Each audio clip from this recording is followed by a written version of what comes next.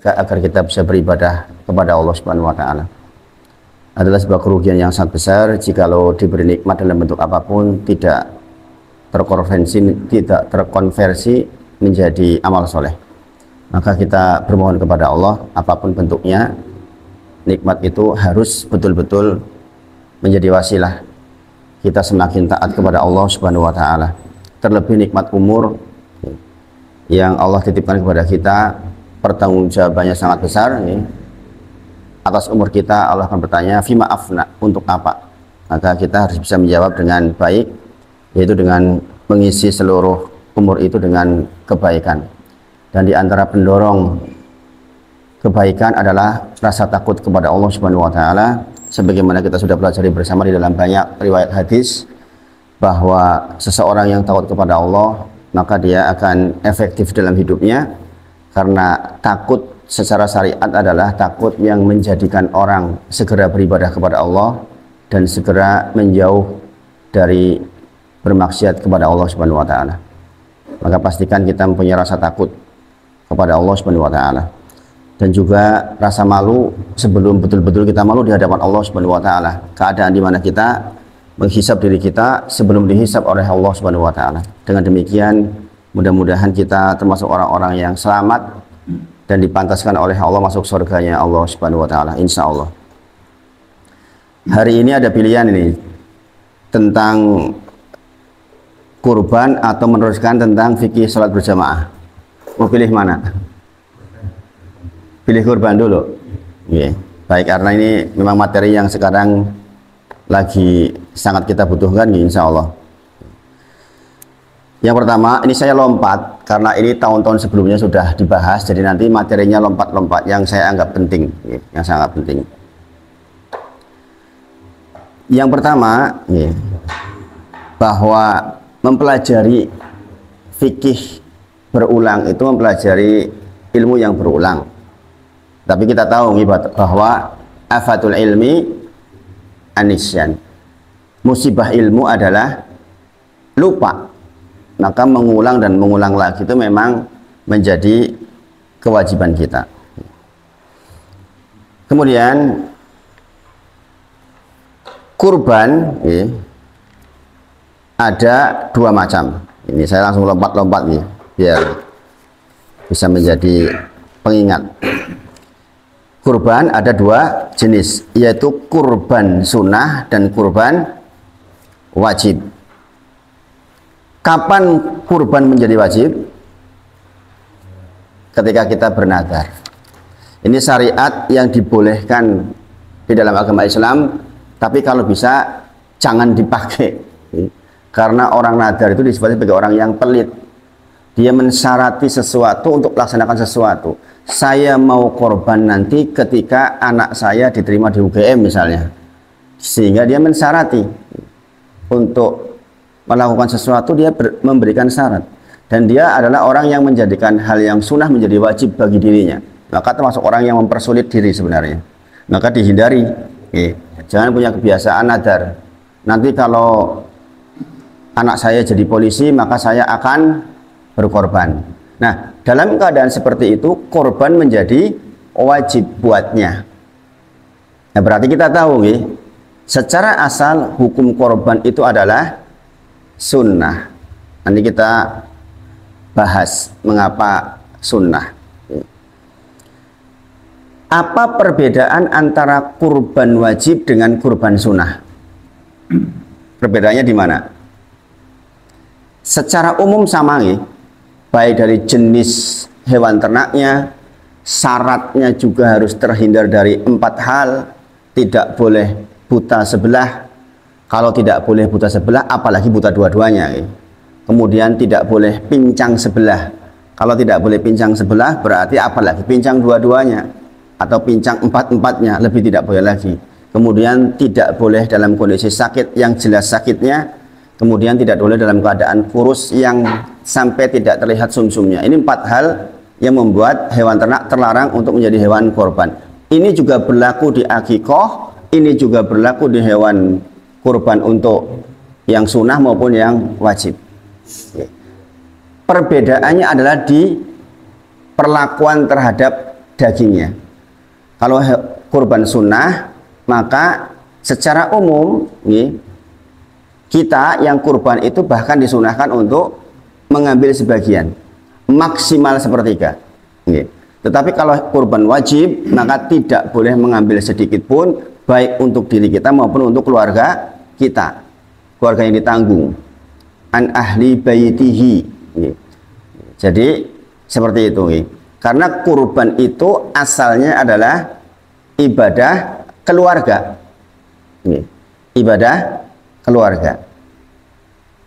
Jadi ini penting dipahami, sehingga tidak perlu orang mengatakan tahun ini kurban untuk suami saya, tahun depan kurban untuk saya, tahun depannya kurban untuk anak saya yang pertama, anak saya yang kedua. Sebenarnya nggak perlu seperti itu.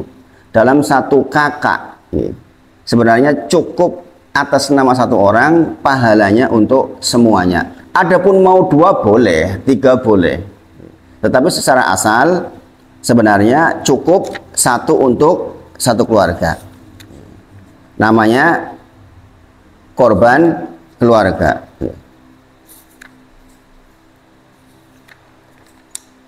Saya bacakan dalilnya.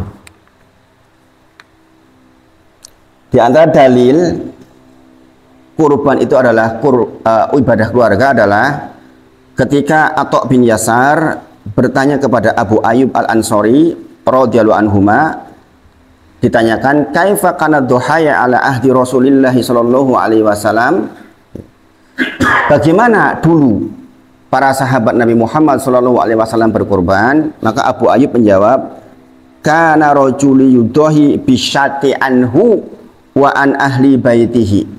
Mereka berkorban dengan 1 kambing untuk dirinya, anhu wa an ahli baitihi, dan untuk seluruh keluarganya. Fayaquluna wa yut'imun, kemudian dibagikan dan dimakan. Ini menjadi dalil bahwa 1 keluarga dengan 1 hewan kurban, ini 1 unit hewan kurban. Saya katakan unit kenapa? Karena nanti ada perbedaan antara kepemilikan dan keikutsertaan. Ini bedakan. Maka 1 unit hewan kurban itu mencukupi untuk keluarga. Keluarga yang dimaksud siapa? Adalah keluarga yang memenuhi 3 syarat, yaitu dia masih kerabat, misalnya ponaan, dan dia hidup satu atap dengan kita, dan adalah orang-orang yang wajib dinafkahi oleh kita. Jadi itu yang diikutsertakan adalah keluarga yang kerabat satu atap, dan menjadi kewajiban nafkah buat kita. Misalnya ternyata ada keluarga yang anggota keluarganya 20 orang, ya cukup 1 orang itu mengcover pahala untuk 20 orang itu. Maka idealnya di dalam sebuah wilayah, kurban itu jumlah kakak yang mampu, itulah jumlah hewan kurban minimal. Jadi misalnya di sini ada 100 kakak, ternyata yang dianggap mampu secara syariat ada 60, maka idealnya ada 60 yang berkorban, 60 unit hewan kurban. Jadi itu Sekarang perbedaan antara kepemilikan dan keikutsertaan. Kepemilikan dan keikutsertaan. Kepemilikan untuk kambing itu berapa orang? Pak Sumarlan, berapa orang? Kambing itu 1 orang, sapi 7 orang, ya kan? Terus unta 7 atau 10 orang. Sebagian berpendapat 7, sebagian berpendapat 10. 2 hadisnya ada hadir. Jadi perhatikan bahwa kambing itu satu kambing itu hanya untuk 1 orang. Itu yang saya katakan kemarin, bahwa kalau suami istri punya penghasilan masing-masing, urunan untuk 1 kambing boleh nggak? Boleh nggak? Suami istri punya penghasilan masing-masing. Nah ini nggak boleh ini, karena statusnya urunan. Ketika suami dan istri punya penghasilan masing-masing, harus ada akad. Katakanlah misalnya Pak Eko mau beli kambing seharga 5 juta, ternyata Pak Eko punya uang 3 juta. Bu Eko punya uang 2 juta, maka Bu Eko harus ngasih ke Pak Eko, atau sebaliknya. Harus ada akad. Loh, wong yo satu keluarga kok ada akad? Ya memang begitu Islam. Bukankah Islam itu menjadi sah karena ada akad? Seseorang boleh berhubungan suami istri karena ada akad ijab kabul. Kalimat kita menjadi tertulis bisa masuk surga karena ucapan asyhadu alla ilaha illallah. Maka karena kepemilikan kambing 1 unit ya, untuk 1 orang, maka kepemilikan atas uang harus dimiliki oleh 1 orang. Ini harus diperhatikan. Bagaimana kalau urunan ternyata suami istri untuk beli sapi 2 orang, boleh nggak? Boleh, karena 1 sapi 7 unit, ya, 7 unit. Nah, ini perlu diperhatikan supaya tidak sampai keliru di dalam prakteknya. Jadi sekali lagi, dari sini kita tahu bahwa jumlah kakak mampu itulah jumlah hewan kurban, seharusnya begitu. Nah sekarang, siapa yang diukur mampu oleh syariat? Rasulullah bersabda, "Man kana lahu sa'atun walam yudhi fala yaqrabana musallana." Barang siapa yang diberi kelonggaran, kemudian dia tidak mau berkorban, fala yaqrabana musallana, jangan dekat-dekat tempat sholatku. Ada yang bertanya, Ustadz, kalau begitu berarti kalau ada orang mampu tidak berkorban, apakah benar-benar nggak boleh datang ke masjid? Nggak boleh ikut ngeleti, nggak boleh jadi panitia kurban? Ini pertanyaan yang detail itu di salah satu masjid di Jabal Nur, Masjid Jabal Nur di Bangun Jiwo. Ya, ada pertanyaan seperti itu. Saya kasih gambaran begini, sebagaimana kita sudah bahas ya, di pertemuan sebelumnya tentang sholat berjamaah. Rasulullah pernah mengatakan, laqad hamamtu, sesungguhnya saya sangat ingin menyuruh orang untuk mencari kayu bakar. Kemudian kayu bakar itu dikumpulkan, kemudian saya perintahkan salah satu orang untuk mendirikan sholat dengan memperdengarkan adzan. Kemudian saya menunjuk salah satu orang untuk menjadi imam pengganti saya, dan saya sendiri akan pergi ke rumah orang-orang laki-laki yang tidak berangkat ke masjid dan saya bakar rumahnya. Pertanyaannya, Rasulullah pernah nggak bakar rumah? Nggak pernah. Menunjukkan begini maksudnya, itu tuh penekanan sebagai korina, sebagai tanda bahwa ibadah ini ibadah yang sangat ditekan. Bukan berarti yang kemudian orang mampu tidak berkorban kemudian sama sekali nggak boleh ke masjid, bukan. Menunjukkan adalah sebuah kehinaan jika seseorang diberi kemampuan kok tidak mau melaksanakan kurban itu. Poinnya. Kemudian bagaimana mengukur mampu? Syariat menyebutkan barang siapa yang mempunyai kecukupan kebutuhan atas dirinya dan keluarganya yang ditanggung selama 4 hari, yaitu tanggal 10, 11, 12, 13 Dzulhijjah, hari Idul Adha dan hari Tasyrik. Jangan memperkirakan pada waktu itu jangan punya kecukupan untuk keperluan keluarga. Kemudian jangan masih mempunyai sisa uang yang cukup untuk membeli hewan kurban, itulah yang dianggap mampu secara syariat.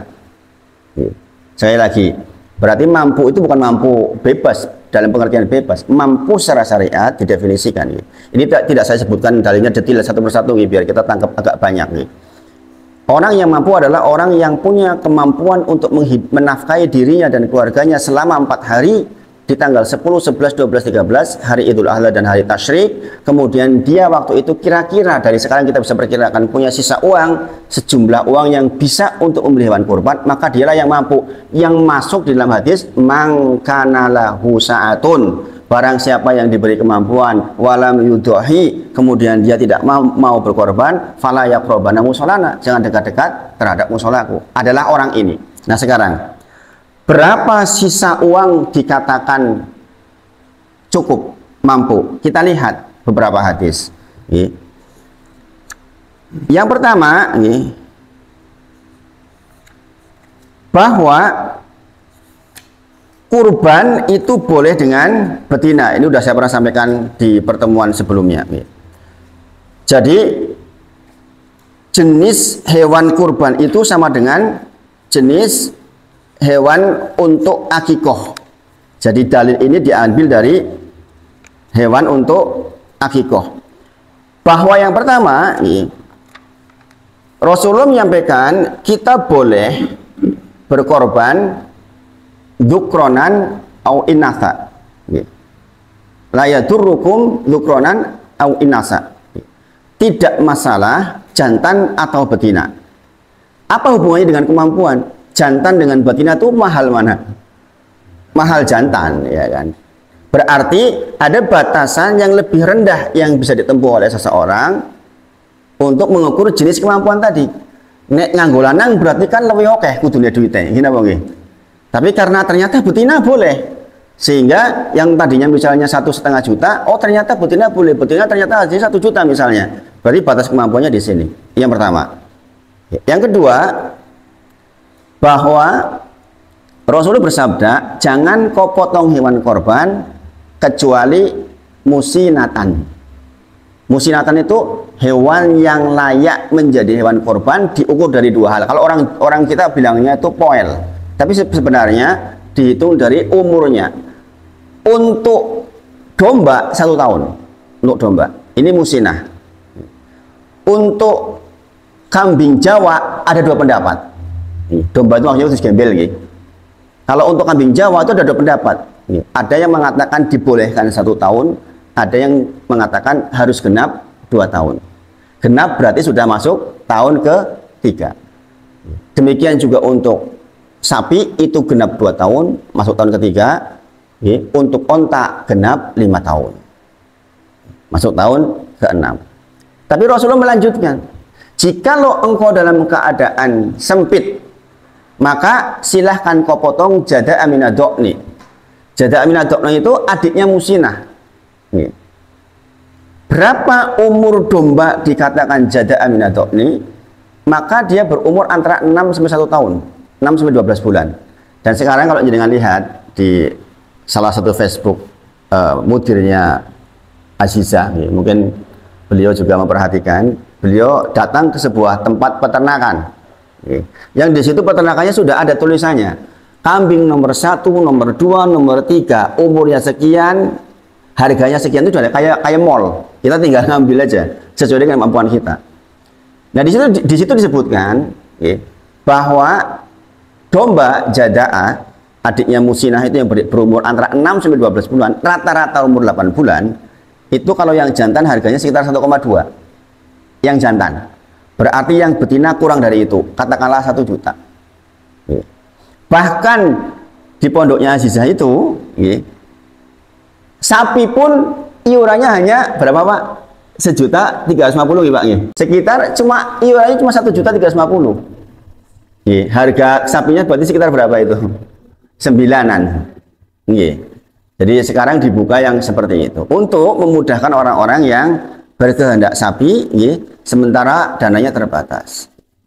Dari sini kita tahu, dari 2 hadis ini kita tahu bahwa dikatakan mampu seseorang adalah orang yang punya sisa uang di luar untuk kebutuhannya selama 4 hari senilai katakanlah 1,5 juta lah. Kalau jenengan memperkirakan pada waktu itu punya uang 1,5 juta, maka jenengan termasuk orang yang diukur mampu secara syariat yang masuk dalam hadis tadi. Mangkana lahu sa'atun, barang siapa orang yang diberi kemudahan, kelonggaran, walam yudhohi, enggak berkorban, fala yaqrabana musholana, jangan dekat masjid. Ya seperti itu secara syariat. Maka di tempat saya tinggal sekarang, orang-orang tua itu sekarang hampir semuanya itu kurban. Dengan cara bagaimana? Mereka itu jauh sebelum bulan kurban, itu mereka sudah ngopeni kambing. Jadi orang-orang tua itu sengaja ngopeni kambing 2 atau 3 dalam rangka untuk kurban. Kenapa? Kembali ke definisi. Jadi ini saya terangkan 5 tahun yang lalu. Dan sekarang alhamdulillah di situ banyak sekali yang korban. Berkah dari, insya Allah berkah dari ilmu. Kenapa?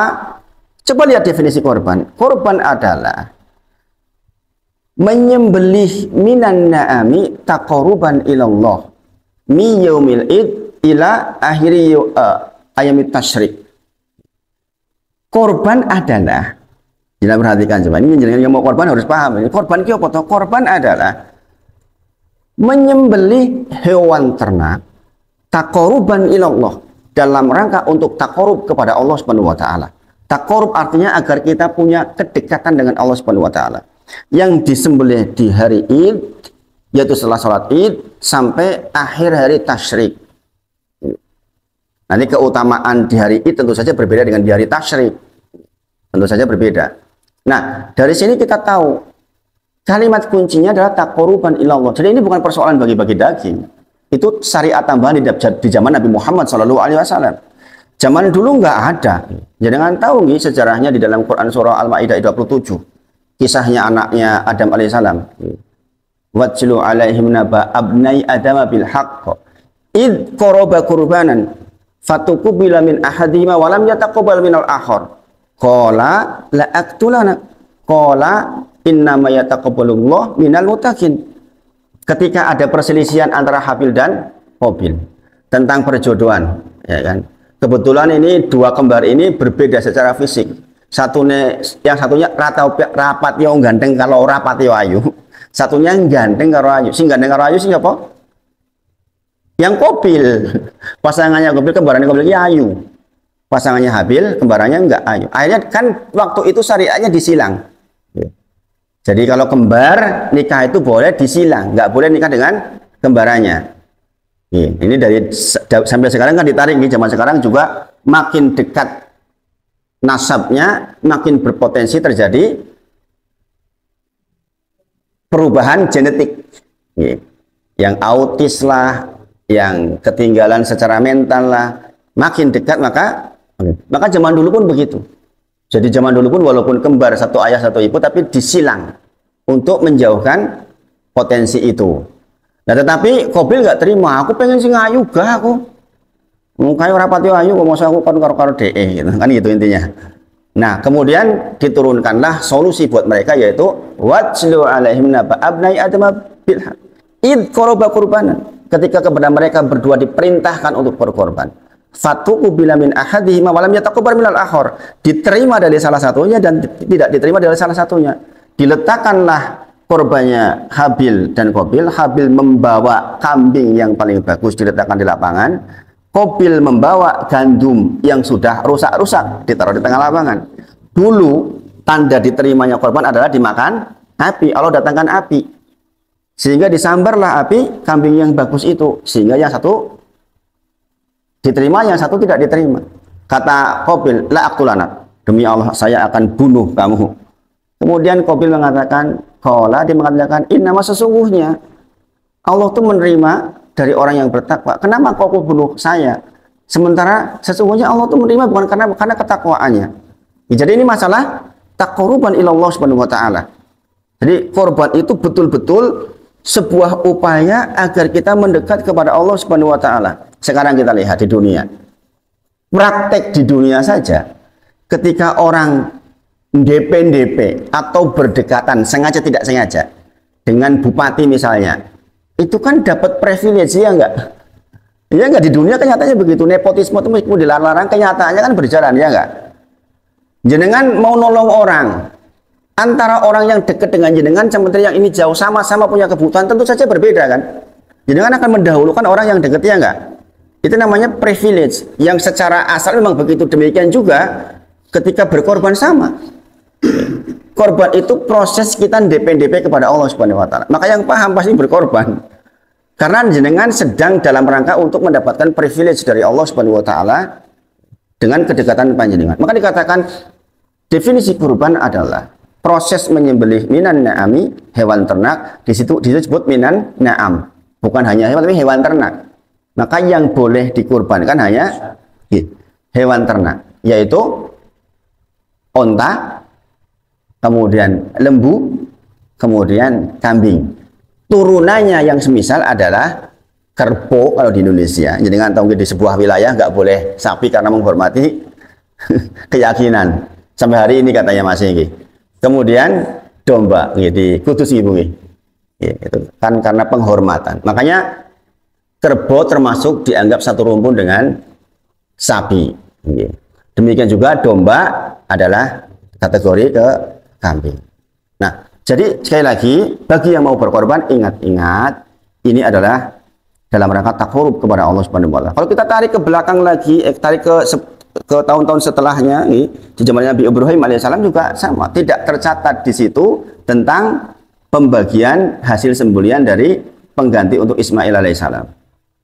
Falama balagu asudah qala ya bunaya, ketika Ismail sudah tumbuh dewasa artinya sudah iso diajak kerja bareng. Kemudian berkata Ibrahim, ya bunaya wahai anak saya, Sesungguhnya saya bermimpi menyembelihmu. Ani adbahuk. Fandur madataro. Coba pikirin. Menurutmu piye? Kemudian dikatakan, disembelih saja saya, nggak apa-apa. Sesungguhnya engkau akan menemukanku sebagai orang yang sabar. Kemudian kita tahu digantikan oleh Allah dengan domba yang besar. Tapi adakah cerita bahwa setelah itu dibagikan? Enggak ada. Jadi syariat Nabi Muhammad SAW itu syariat yang sangat sempurna. Proses takarub kepada Allah saja masih memberikan manfaat lebih, yaitu dengan dibagikan dagingnya. Nah sekarang berikutnya, kita sudah sembelih, ada daging, akan kita bagi. Bagaimana pembagiannya? Dalam Quran surah Al-Hajj disebutkan bahwa memang sunnah kita makan sebagian. Makan sebagian, maksimal sepertiga. Berarti nek kurang api. Kan itu kalimatnya sepertiga itu maksimal. Kemudian yang disedekahkan minimal sepertiga. Yang dihadiahkan sepertiga. Saya dipahami sampai di sini, Gi? Nah, sekarang apa bedanya kepemilikan atas tiga ini? Satu, kepemilikan yang dimiliki oleh pekurban yang maksimal sepertiga.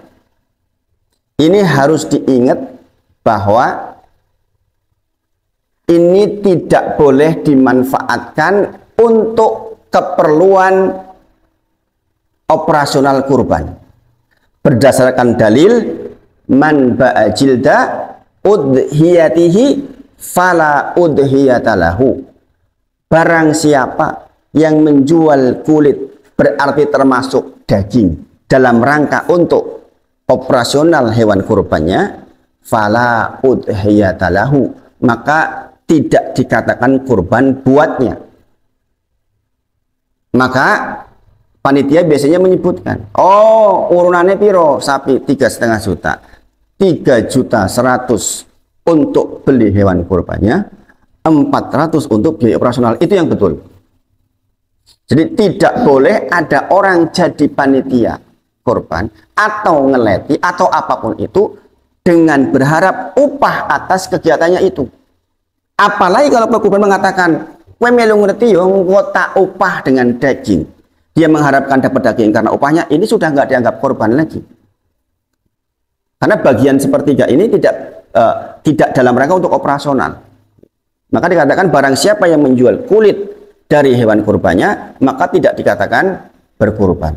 Di dalam hadis lain dikatakan, riwayat Ali radhiyallahu anhu, bahkan termasuk ketika Rasulullah menyebutkan memerintahkan amaroni, diperintahkan kepadaku oleh Rasulullah SAW mengurus udhiyahnya, mengurus hewan kurbannya, maka dikatakan tidak boleh engkau memberikan apapun dari hewan kurban itu untuk upah dari jagalnya.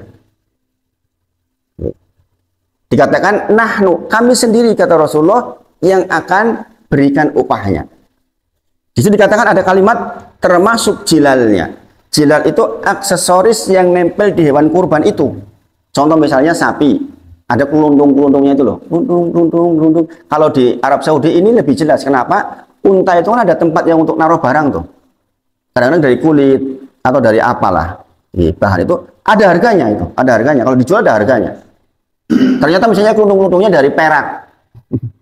Atau dari perunggu. Atau dari emas misalnya. Ada harganya misalnya katakanlah 500.000. Yang 500.000 itu kemudian dijual dan digunakan untuk operasional membayar jagal atau panitia kurban, maka dianggap tidak berkorban.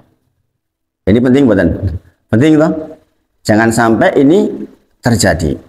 Kemudian berarti jagal itu kalau memang ada upahnya harus ada upah tersendiri.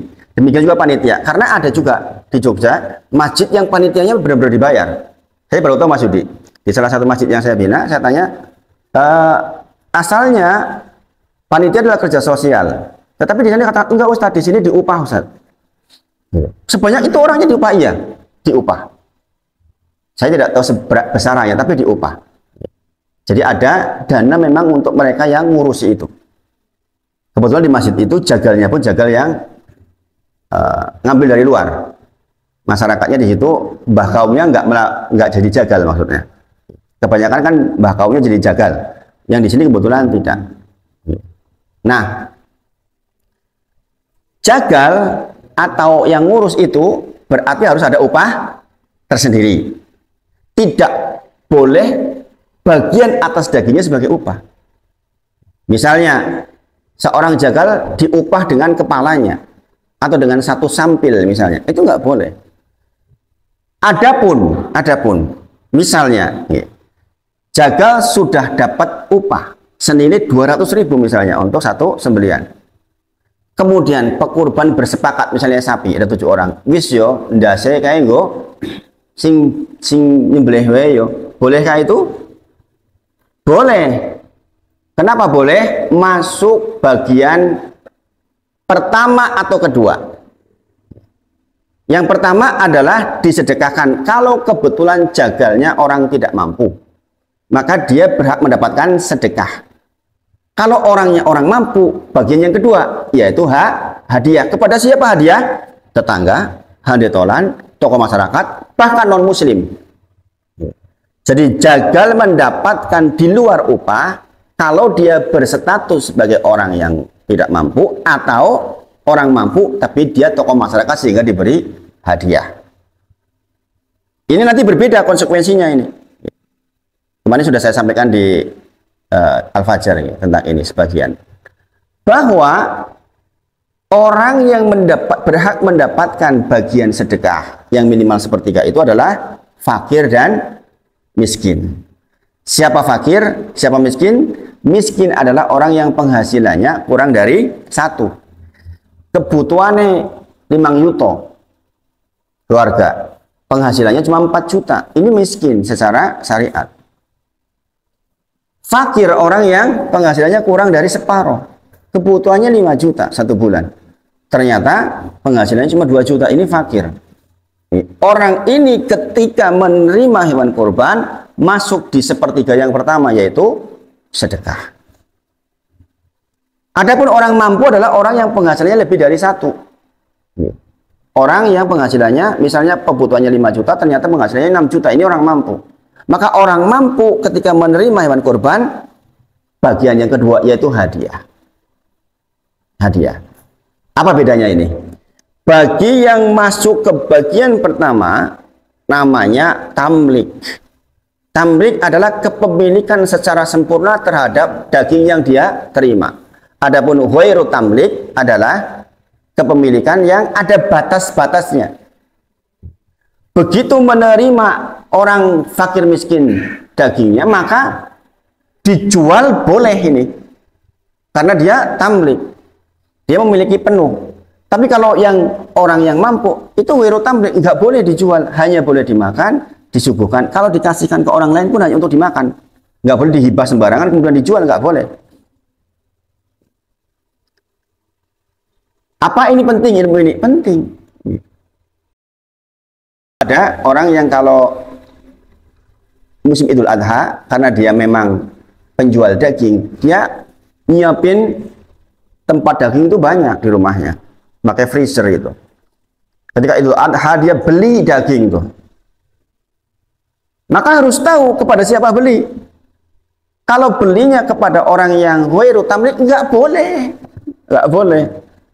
Dia hanya boleh beli kepada yang tamlik. Kemarin Mas Denny menyampaikan, berarti nek ngono Ustaz, saya bisa beli kepada orang-orang sepuh yang mungkin dia dapat 4 kilo atau 5 kilo misalnya. Yo arep nggo apa wong wis tuwa sepuh banget. Jelas dia masuk kategori kurang insya Allah, ya kan? Yang tamlik. Bolehkah saya beli 4 kilo diantaranya? Dibeli silahkan.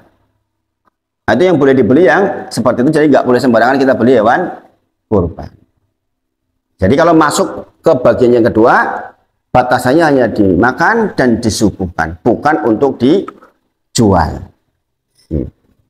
Sekali lagi, di musim Idul Adha itu banyak yang mengumpulkan daging. Dan buat orang-orang yang miskin bisa jadi ini adalah solusi. Ini apa nggih? Meskipun mungkin lebih murah daripada daging umum. Katakanlah ada orang miskin dapat 5 kilo misalnya, dia ambil cuma 1 kilo, yang 4 kilo misalnya kali berapa sekarang daging? 100.000 misalnya, dia dapat daging 1 kilo dan uang 400.000, itu mungkin lebih bermanfaat buatnya. Maka di antara kebolehan kulit adalah dijual oleh panitia untuk dijadikan uang, kemudian dimasukkan ke bagian yang sedekah tadi. Bahkan dimasukkan untuk operasional masjid pun dibolehkan. Ini riwayat dari Ibnu Umar radhiyallahu anhu. Ini adalah sunnah yang disampaikan oleh Ibnu Umar radhiyallahu anhu ketika beliau menjual kulitnya dan digunakan untuk beberapa hal. Dan ini menjadi dalil di dalam mazhab Syafi'i ketika ditanyakan kepada Imam Nawawi rahimahullah ta'ala, ya Imam, apa yang bisa kami lakukan dengan ini? Ini maksudnya adalah kulit maksudnya. Terhadap ini apa yang kami bisa lakukan? Maka kemudian beliau berdalil dengan kegiatan yang dilakukan oleh Ibnu Umar radhiyallahu anhu tentang apa yang tentang Umar menjual kulitnya kemudian digunakan untuk keperluan sosial. Jadi dibolehkan, jangan ruwet nih. Ini persoalan min haraj, persoalan menghilangkan kesulitan. Bayangkan mbah-mbah dikasih kulit, kebayang nggak mau dipakai untuk apa? Malah busuk. Maka panitia boleh memfasilitasi untuk dijadikan uang, kemudian diberikan kepada orang miskin. Kemudian bagaimana dengan orang-orang yang datang? Mohon maaf, mereka menjual kesedihan dan kesusahan, datang ke masjid-masjid untuk meminta bagian hewan kurban. Ini kalau jenengan tanyakan ke dinas sosial, ini nggak boleh diberi ini, karena ternyata ada koordinatornya.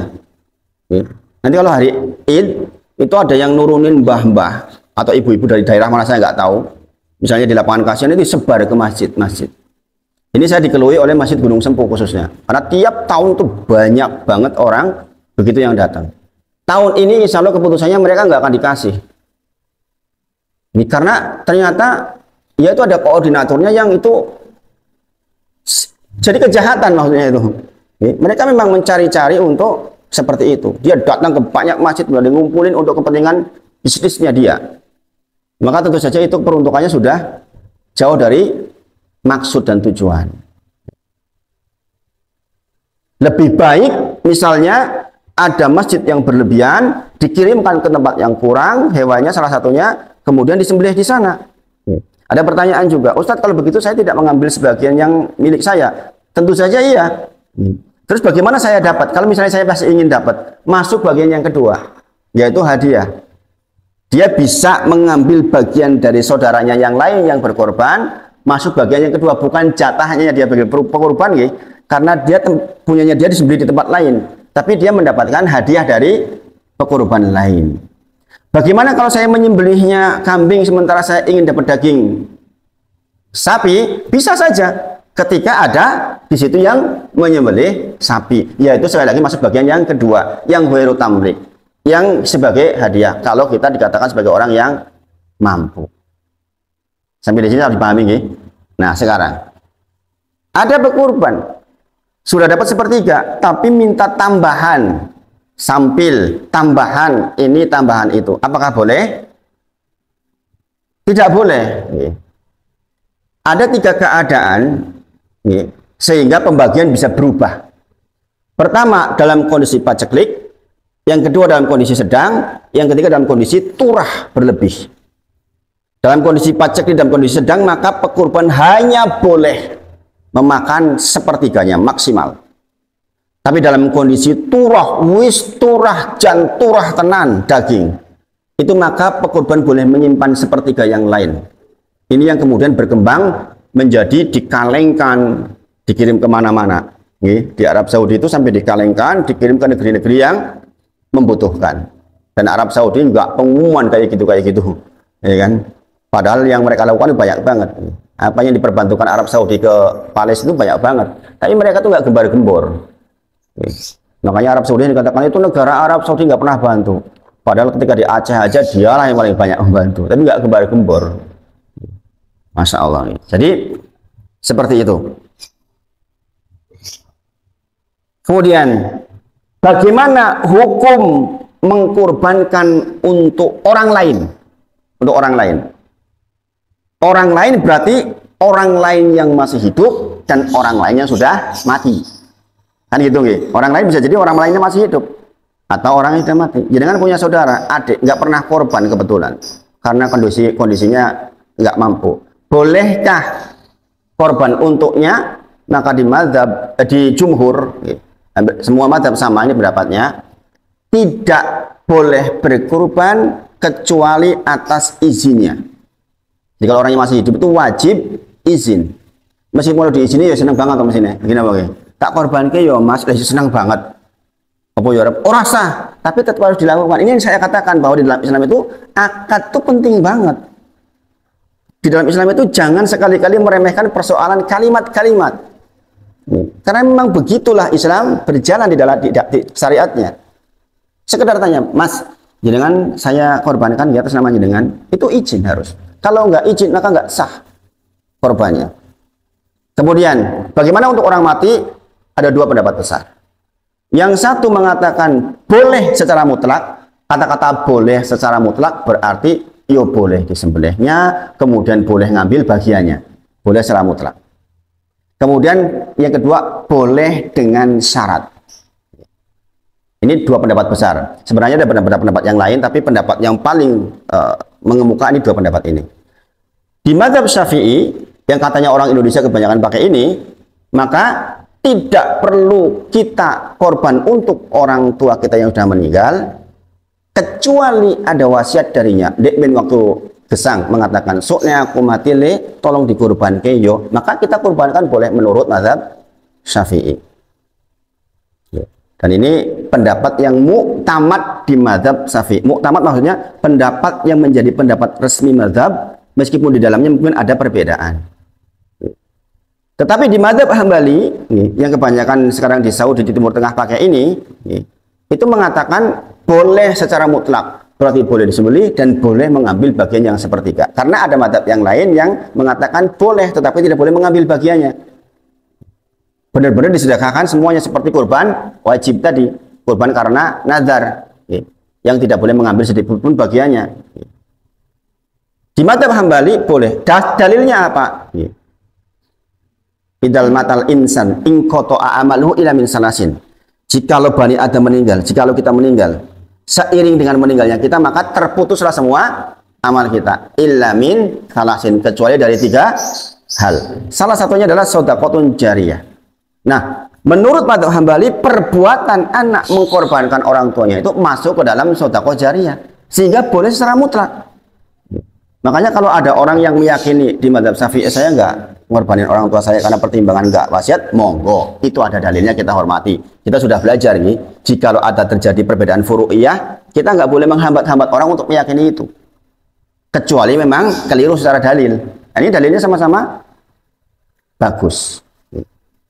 Demikian juga yang mengkorbankan orang tua berdalil dengan apa yang disampaikan oleh mazhab Hambali, itu juga oke. Makanya kalau saya ditanya bagaimana Ustadz, kalau jenengan orang berbakti betul, silahkan. Apa sulitnya buat jenengan yang kebetulan rezekinya longgar? Rezekinya longgar. Jadi seperti itu. Kata Imam Nawawi, wala tudhiyata an al-ghairi bi ghairi idnihi, jangan pernah menyembelih hewan korban kecuali atas izin orangnya, baiknya masih hidup. Wala an al-mayiti idza lam yusibiha, ini pendapat di mazhab Syafi'i. Jangan sembelih kecuali ada wasiatnya. Ini pendapat di mazhab Hambali, mazhab Syafi'i yang disampaikan oleh Imam Nawawi. Di antara dalilnya juga adalah Quran surah An-Najm ayat 39. Orang tidak mendapatkan kecuali yang diusahakannya. Itu. Ini menjadi dalil yang mengatakan bahwa nek ora ono wasiat ya ora sah. Tetapi sekali lagi dalil yang lain mengatakan itu shadaqatun jariyah, buah dari perbuatan anaknya. Kemudian untuk penyembelian di banyak masjid masih mengambil dari luar, jagal dari luar. Banyak juga yang jagal dari dalam. Nah sekarang yang ini saya sampaikan adalah bagaimana nasib sembelian yang dilakukan oleh orang yang tidak sholat. Walaupun saya yakin jagal-jagal di Jogja insya Allah sholat. Apa ya no jagal sing ora sholat? Ada nggak? Nah ini disoal oleh para ulama. Padahal ini salah satu rangkaian ibadah kurban yang menentukan sah dan tidaknya sembelian. Kalau sembeliannya tidak sah berarti hewan kurbannya tidak sah. Bahkan menjadi haram hukumnya. Saya sampaikan ini, dalil ini tidak dalam rangka menjadi dalil untuk mengkafirkan orang lain, bukan. Ini saya kerucutkan ke persoalan penyembelihan hewan kurban ya. Saya khawatir jangan salah tangkap. Ini dalil ini yang saya sampaikan bukan dalam rangka jenengan berhak mengkafirkan orang lain, karena mengkafirkan orang lain itu sebenarnya hak dari pemimpin. Kita tidak boleh menghukumi secara pribadi, karena kalau kita mengatakan kafir kepada orang lain sementara ternyata dia tidak kafir, kembali ke kita kekafirannya. Makanya hati-hati betul. Adapun saya sampaikan ini terkait dengan bagaimana nasib sembelihan yang orang tidak sholat. Rasulullah bersabda, "Inna baina rajuli wa bainal kufri awisyirki tarkus sholat." Adapun yang menjadi pembeda, menjadi pembatas antara aku dengan orang-orang kafir adalah tarkus sholat, adalah meninggalkan sholat. Berarti menurut Nabi Muhammad SAW dengan dalil ini orang meninggalkan sholat itu adalah orang kafir. Ya, jangan tanya, nek sholatnya bolong-bolong piye? Itu pembahasan lain lagi. Intinya yang ini saya tekankan adalah carilah jagal yang sholat. Dalil yang kedua, waqala Rasulullah SAW, al-ahduladi yang menjadi perjanjian baina wa baina humus salat antara aku dengan mereka orang-orang kafir atau orang-orang lain adalah sholat. Dikatakan wa man tarokaha faqad kafar, barang siapa yang meninggalkannya, nyak sholat maksudnya, maka kata Rasulullah faqad kafar, maka dia telah kafir.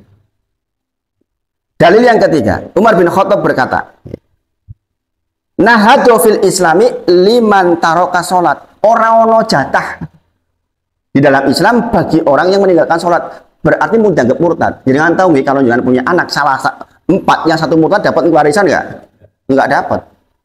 Salah dalilnya ini. Nahadu fil islami liman taroka sholat, barang siapa yang meninggalkan sholat maka tidak ada bagian buatnya, berarti dianggap kafir.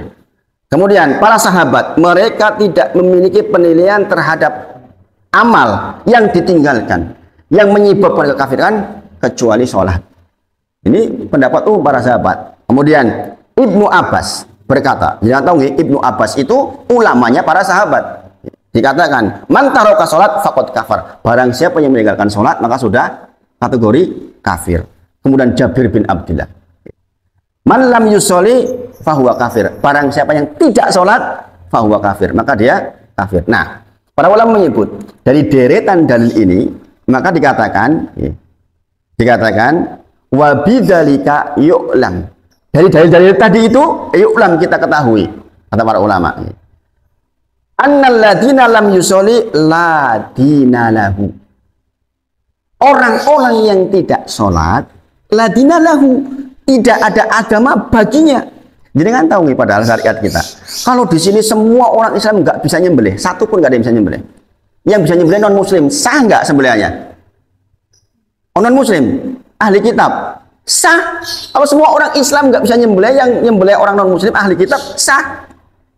Mengapa yang ini justru nggak sah? Karena ini orang nggak punya agama. Di sini katakan wabidzalika yu'lam. Dari sini kita tahu bahwa orang ini tuh nggak punya agama, ahli kitab tutu, ya kan? Islam yo tutu. Maka dikatakan sembelihannya tidak sah. Maka pastikan kalau jenengan memilih orang yang menjadi jagal, pastikan yang sholat. Dan dia adalah pilot sekaligus kopilotnya. Jangan mengatakan begini, mbah kaunya nggak bisa nyembelih, perintah wong yang bong orang karu-karuan, awake ketoknya sehat kuat, sampai sing dongo yo aku sing nyembelih, ini nggak sah. Ini nggak sah. Iya, pernah terjadi. Nah ini nggak sah sembelihannya, dan itu bisa terjadi kan ternyata. Subhanallah. Nah ini kehati-hatian panitia mas, dengan yang takbir masjid harus hati-hati menentukan jagal. Di Jogja beruntung hari ini banyak jagal bersertifikat. Kenapa? Kakak saya semuanya jagal bersertifikat yang sudah disahkan oleh lembaga. Kenapa? Dulu belajar dalam rangka kepentingan ini, dalam rangka kepentingan ini. Yang diprovokasi untuk latihan itu saya nggak latihan. Padahal kakak-kakak saya jagal semua. Dan mereka bersertifikat, ada sertifikat resminya jagal. Dan dia orang yang bertakwa kepada Allah, insya Allah. Nggak pernah tinggal sholat di masjid. Ini penting. Sehingga keberkahan atas sembelihan itu menjadi baik. Nah, dalil tadi sekali lagi bukan dalam rangka menjadi dalil dalam mengkafirkan orang lain. Meskipun dalilnya kan sangat jelas ini. Tapi ini mengerucut ke persoalan iso atau usahakan betul kita mengetahui bahwa yang menjadi zakat adalah orang yang sholat. Ning yo ojo pas nyembelih ditakoni kowe salat apa ora iso jenengan disembelih genti malahan. Kemudian orangnya dohirnya tatoan misalnya. Bukan ya takoni kowe salat apa ora. Nah, ini masalah nanti malahan terjadi huru-hara. Sebelumnya maksudnya panitia meneliti dulu. Jangan sampai salah pilih zakat. Nah, itu udah jam-jam ternyata. Mudah-mudahan yang sedikit ini bermanfaat. Banyak banget sebenarnya ini pertanyaan-pertanyaan terkait dengan kurban, tapi tentu saja waktunya yang tidak mengizinkan. Mudah-mudahan yang sedikit ini bermanfaat. Kita tutup dengan kafaratul majelis. Subhanakallahumma wa bihamdika asyhadu alla ilaha illa anta astaghfiruka wa atubu ilaik. Wa akhiru da'wana alhamdulillahirabbil alamin. Assalamualaikum warahmatullahi wabarakatuh.